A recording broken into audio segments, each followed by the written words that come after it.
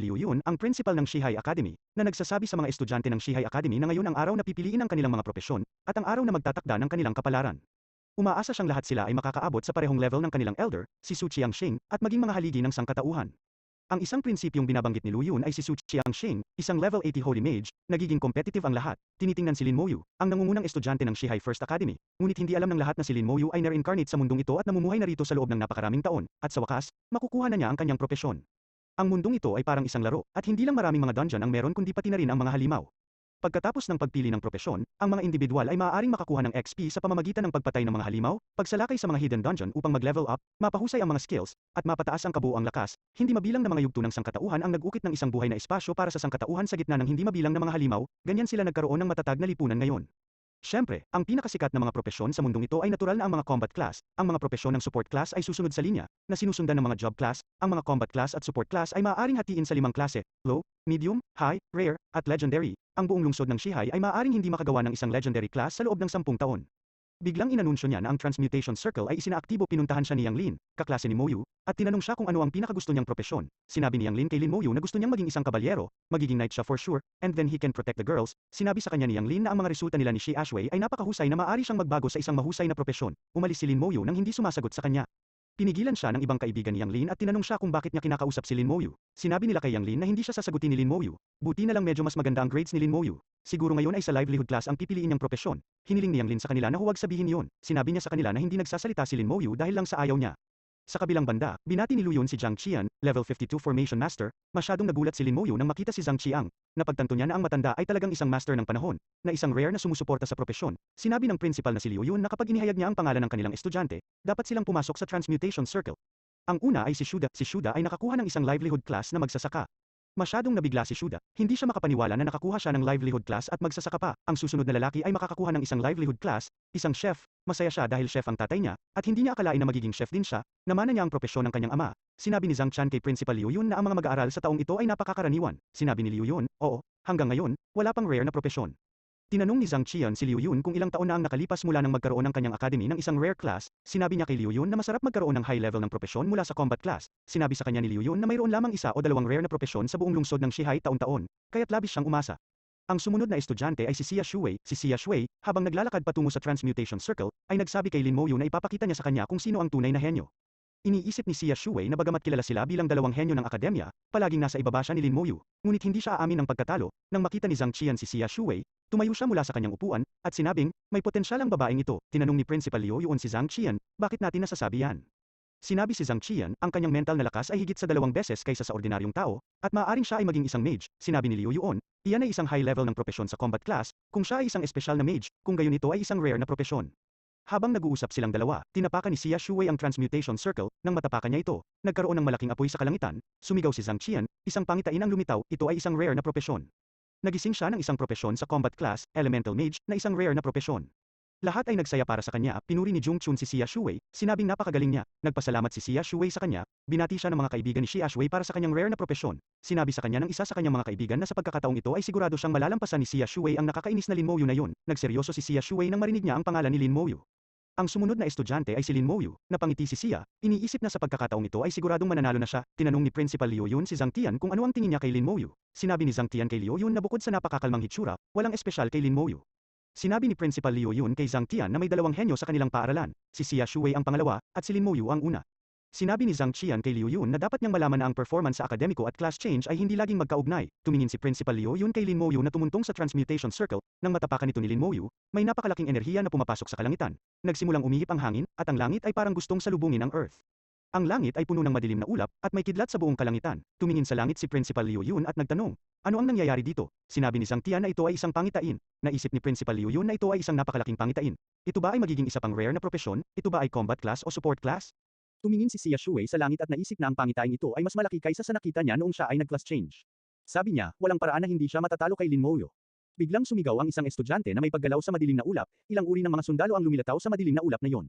Bagamat ang mga sundalo ay mga undead na sundalo, lahat ng mga estudyante ay natakot na makita ang mga undead. Ang madilim na ulap ay puno ng undead. Mayroong bilyon-bilyong mga undead na sundalo sa madilim na ulap na yon. Si Xia Shuwei ay nakatingin sa mga sundalong iyon. Malinaw na alam niyang isa lamang itong pangitain, ngunit hindi niya kayang labanan ang mga ganoong bagay. Lahat ng mga undead na sundalo ay pumasok sa katawan ni Lin Moyu. Nakuha ni Lin Moyu ang propesyon ng combat class, the Necromancer, na isang unique hidden propesyon. Sa kamay ni Lin Moyu, isang berdeng apoy ang nabubuo. Naisip ni Lin Moyu, ito ay isang unique hidden profession, nangangahulugan nito na siya lamang ang necromancer sa mundo. Maliban kung si Lin Moyu ay mamatay, hindi na magkakaroon ng ibang propesyon na katulad niya. Ang unique hidden class na ito ay hindi lamang mas bihira kaysa sa mga rare na propesyon ngunit mas bihira pa kaysa sa mga legendary na propesyon.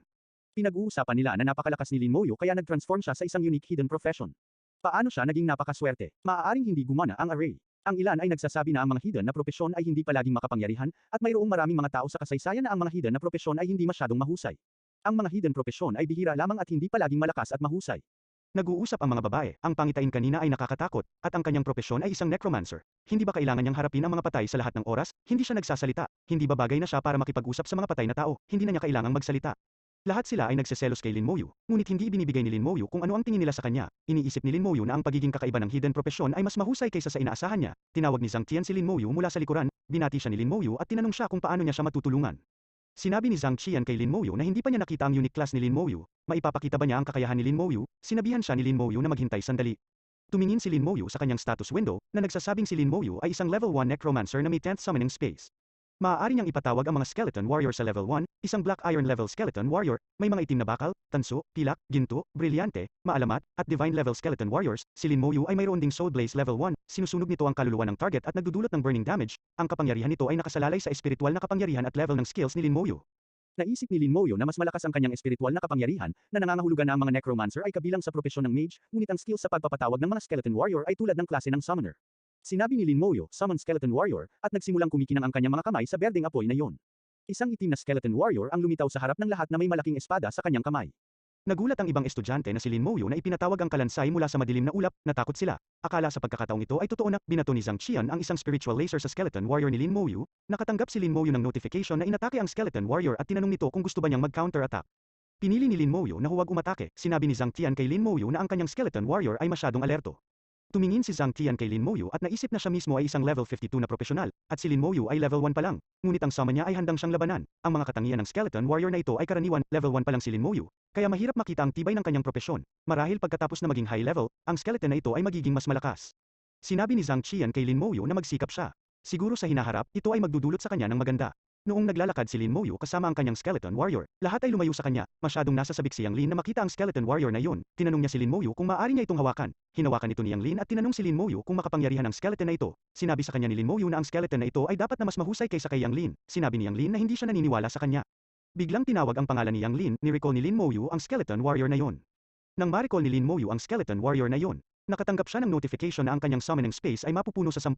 Mayroong ng isang skeleton warrior sa loob nito. Naunawaan ni Lin Moyu na ang summoning space ay maaring tumanggap ng mga summon at maaring ipatawag anumang oras nang hindi na kailangang kumonsumo ng espiritual na enerhiya, at ang kapasidad nito ay tataas habang siya ay i-level up. Biglang naisipan ni Lin Moyu na mag-level up. Naalala niya na noong kapapalit lang niya ng propesyon, para siyang nakakita ng isang totoong necromancer. Isang araw, makakapatay din siya ng dragon sa ilang segundo. Bumalik si Yang Lin kay Lin Moyu, nakuha niya ang isang propesyon ng combat class, sword and shield knight, isang advanced na propesyon. Habang tumetawa, sinabi ni Yang Lin kay Lin Moyu na magkasama silang lalaban sa hinaharap. Tatayo siya sa harap ni Lin Moyu. Kung gusto nilang patayin si Lin Moyu, dapat nilang tap-akan ang kanyang bangkay din ni Lin Moyu. Sinabi sa kanya ni Lin Moyu na kabaligtaran ang sinabi niya. Ngumiti si Yang Lin at sinabi kay Lin Moyu na sa wakas ay ibinuka na niya ang kanyang bibig. Sinadya lang ni Yang Lin ang kabaligtaran. Sinabi ni Principal Liu Yun sa mga mag-aaral na kahit anong propesyon ang kanilang nakuha, ang akademya ay nag-ayos ng isang lugar para sa kanilang pagunlad. Bukas, magbubukas din ang beginner level ng dungeon ng Shihai City. Umaasa siyang lahat sila ay nagsisikap na umunlad. Sinabi niya sa mga estudyante na makakuha ng magagandang marka sa malaking pagsusulit sa isang linggo at makapasok sa institusyon para sa higher learning na kanilang pinili. Si Lin Moyu ay naglalakad sa labas ng akademya, iniisip na ang mga halimaw sa mga newbie upgrade dungeon ay puro sa level 1 hanggang 8, ang bilang ay maliit, at ang kahirapan ay napakababa. Ito ay higit na ligtas kaysa sa iba. Biglang tumakbo si Xia Shuwei papunta sa kanya, hinihiling sa kanya na hintayin siya. Sinabi ni Xia Shuwei kay Lin Moyu na gusto niyang makipagkumpetensya sa kanya. Tinanong niya si Lin Moyu kung may lakas ng loob siyang makipagkumpetensya. Okay lang ito kay Lin Moyu. Sinabi ni Xia Shuwei, ito ay isang deal kung gayon, hindi siya patuloy na matatalo sa kanya. Iniisip ni Xia Shuwei na bagamat natalo siya muli sa kanya ngayon, hindi na siya magtatalo. Maya-maya, sa bahay ni Lin Moyu, nakatayo si Lin Moyu sa isang lumang bahay, nakatitig sa isang lumang larawan. Sa larawang iyon, masaya si Lin Moyu kasama ang kanyang lola at kapatid na babae. Naisipan ni Lin Moyu na sabihin sa kanyang lola na matagumpay niyang nabago ang kanyang propesyon. Isang napaka-rare na hidden propesyon. Gusto niyang sabihin sa kanyang kapatid na maghintay para sa kanya. Papapasukin din siya sa Xiajing Academy. Biglang may kumatok sa kanyang pinto. Ito ay si Principal Liu Yun. Dumating siya para ibigay kay Lin Moyu ang kanyang pang-araw-araw na mga gamit. Iniisip ni Principal Liu Yun na noong nakaraang taon sa Shihai City, tanging ang nakatatandang kapatid na babae ni Lin Moyu, si Lin Mohan, ang nakapasok sa Xiajing Academy ng mag-isa. Nangako si Principal Liu Yun kay Lin Mohan na aalagaan niyang mabuti ang kanyang nakababatang kapatid bago siya pumayag na pumunta sa Xiajing. Kailangan niyang tuparin ang kanyang pangako. Pinasalamatan siya ni Lin Moyu para sa mga supply. Sinabi ni Principal Liu Yun kay Lin Moyu na bukas ay papasok siya sa dungeon para sa pagsusulit, kaya dapat siyang magpahinga ng mabuti. Sa hating gabi, biglang nagising si Lin Moyu nang makarinig siya ng boses na nagsasabing nagluluwad ang system. May kulay berdeng kulay na game-like system interface sa harap ng kanyang mga mata. Nagulat si Lin Moyu, iniisip kung ano ang nangyayari. Biglang, dalawang abiso ang dumating na ang host ay nagising sa propesyon ng The Necromancer. Ang propesyon ay nakakatugon sa mga kinakailangan, binabati ng system si Lin Moyu para sa paggising sa kanyang unique godlike talent at ang pagtaas ng level ng isa. Muli siyang binabati ng system para sa pagkuha ng passive skill na damage transfer. Masyadong nagulat si Lin Moyu nang makita ang lahat ng ito. Sinuri niya ang impormasyon tungkol sa passive skill na damage transfer at pangkalahatang pagtaas ng level 1. Sinabi sa kanya ng system na ang lahat ng damage ng skills niya ay nadagdagan ng 5 beses at lahat ng damage na natanggap niya mismo ay mapupunta sa skeleton. Sinabi ni Lin Moyu na nagdagdag ang system ng talent at passive skill. Ito ay talagang godlike. Naisipan ni Lin Moyu na subukan ito. Nagpatawag siya ng isang skeleton warrior. 10 espiritual na kapangyarihan ang ginamit at isang bagong skeleton warrior ang ipinatawag.